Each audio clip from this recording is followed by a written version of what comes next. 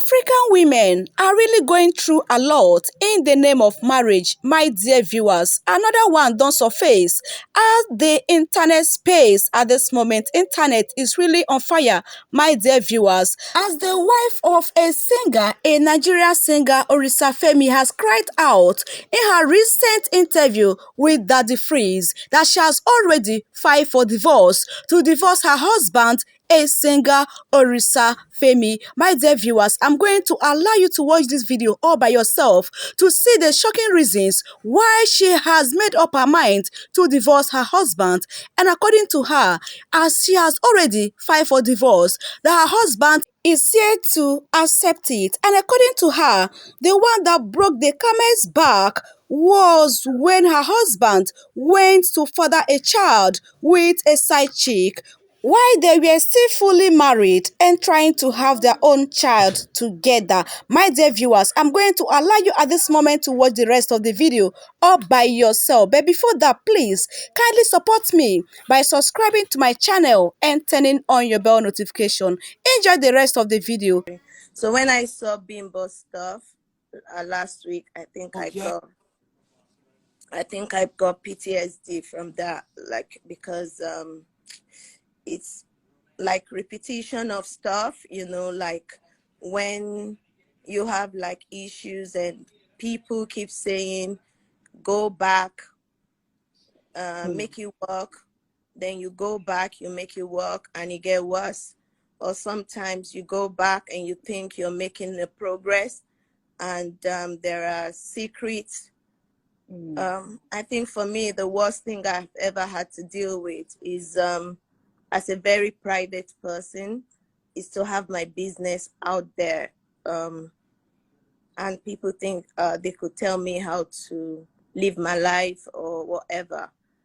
And my marriage to me was very sacred in the beginning, but it became, I became someone else in marriage, because I think at some point I was even out of order, you know, like when you get to this place of pain and you can't even control yourself anymore. So I remember last year, February, I was at work and I got a call that there's been a strange woman in my house, you know. And I remember driving back to my house, which was like just like 3 to 4 minutes drive from my office to the house. And I remember the only thing I picked up from my office while driving home was my mobile phone. And I remember calling my daughter. I don't have my own biological child, but I got into the marriage with kids from other women, which I actually embraced as mine.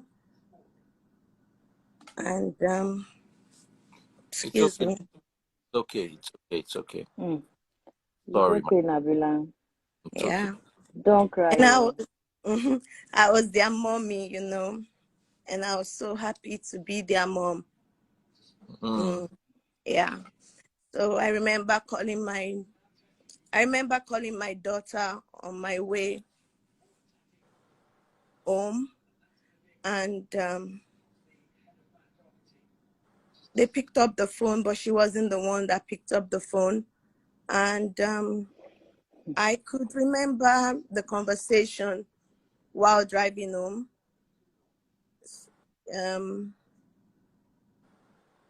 She was in distress. She was crying and saying, "Don't hurt me."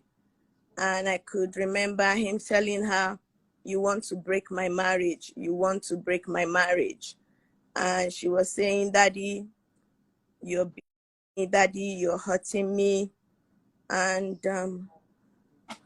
I was driving as far as I can just to get home. And when I got home, you know, I didn't see the person, but my daughter was a bit shaken, and she had to okay. So what am I driving at here? the first thing I could do, I was mad. I was really upset. It was a Monday I would never forget. And the first thing I did was to take my phone and went on my story, and I wrote a whole lot of rubbish, like whoever the woman is that came to my house to do this morning while I was at work. You're lucky I didn't meet you in my house, because it would have been a different story. And I remember a lot of people coming at me, telling me that your business is not with the woman, is with the man who brought the lady to the house. They always say that. And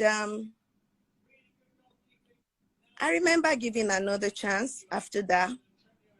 While some people think I was but being raised by a single mother myself, I was the normal Nigeria mentality of you have to make your marriage work. And I really wanted my marriage to work. But what really broke the camel's back was that I was living a lie with someone I was really deeply, madly in love with. And I thought that was my happy ending.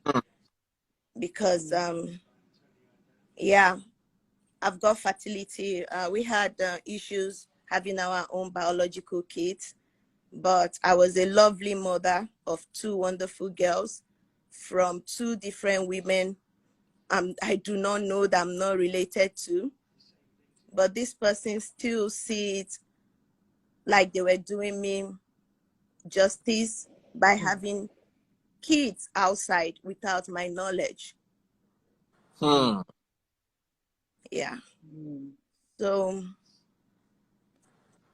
it became important for my sanity, for my to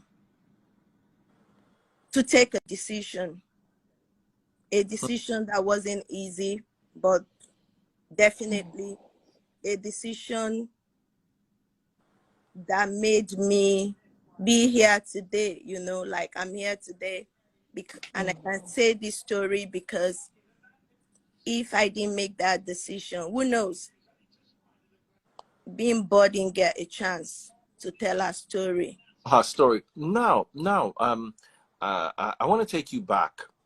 The abuse in your marriage, was it psychological as a result of cheating, in your opinion, or was it physical? Did he actually lay his hands on you? I think there were times this person was being physical. I think physical like twice. But the most important thing, like the most important abuse I had, was more of verbal and emotional abuse, I would say. Oh, wow. Yeah. On off, or was it a constant part of your life? I had to deal with it constantly. And at some point, you know, they told me it came with the job. It came with They the job. they told me it came with the industry this person is. Like, it's normal. I have to deal with it. I even had people say to me, like, you know, just have a child, and then your concentration will be on your child, not on the man. And I'm thinking, how does that make it go away? Like, so you have a child and the cheating goes on.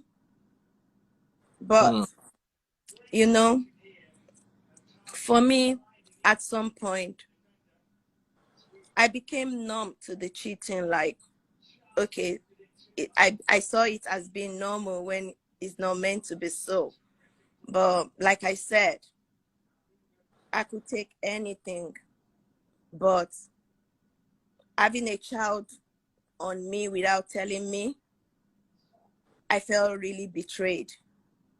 Like, I felt like this person